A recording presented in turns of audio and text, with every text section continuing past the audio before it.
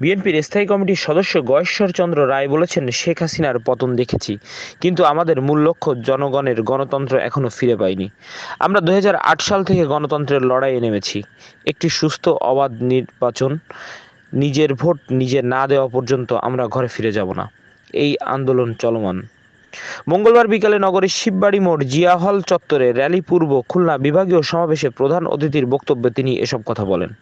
বিশ্ব গণতন্ত্র দিবস উপলক্ষে বিএনপির খুলনা বিভাগ এই সমাবেশের আয়োজন করে। সমাবেশে সভাপতিত্ব করেন খুলনা মহানগর বিএনপির আহ্বায়ক এস.এম. শফিকুল আলম মনা। নগরীর শিববাড়ি মোড়স্থ জিয়া হলের সম্মুখে অনুষ্ঠিত সংক্ষিপ্ত সমাবেশ শেষে স্মরণকালে সর্ববৃহৎ র্যালি বের হয়। র্যালিটি শিববাড়ি মোড় থেকে লোয়ার যশোর রোড হয়ে পাওয়ার হাউস মোড়, ফেরিঘাট মোড়, ডাকবাংলো মোড়, পিকচার প্যালেস মোড় হয়ে খুলনা সার্কিট হাউস ময়দান, খুলনা জেলা স্কুলের সামনে ঘুরে কে.ডি. ঘোষ রোডস্থ দলীয় কার্যালয়ের সামনে যেয়ে শেষ হয়।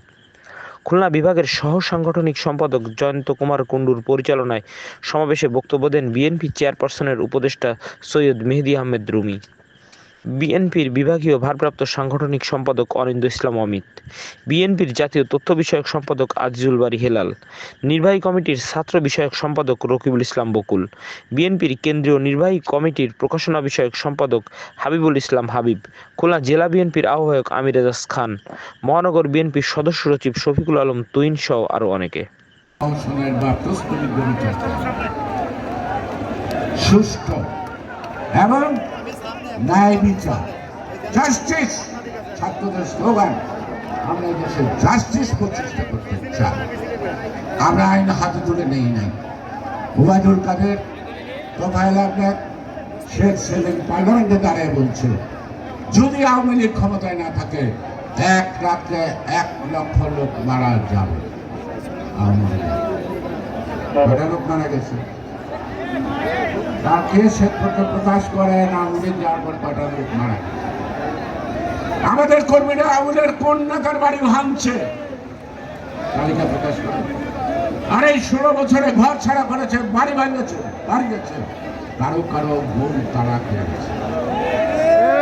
কথাটা লজ্জা নয়, কারণ মাসের পর মাস, বছরের পর বছর যারা বাড়ি ছাড়া, ঘর ছাড়া, জেলখানায়, তার বাবা মা, তার মেয়ে অনিশ্চিত জীবন চায়। সুতরাং